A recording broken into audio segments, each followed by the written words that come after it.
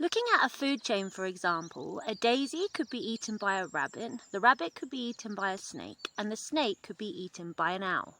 The daisy is the producer, making its own energy from the sun. We call the rabbit the primary consumer as it eats a producer. But what do we call the snake and the owl? We call the snake the secondary consumer or second animal to eat something.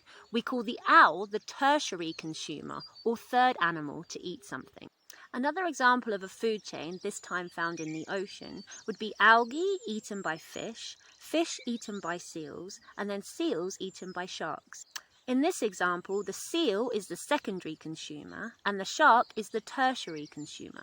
In this example, the shark could also be known as the apex predator or top predator in that food chain. Apex predators have no natural enemies in their environment, except sometimes humans.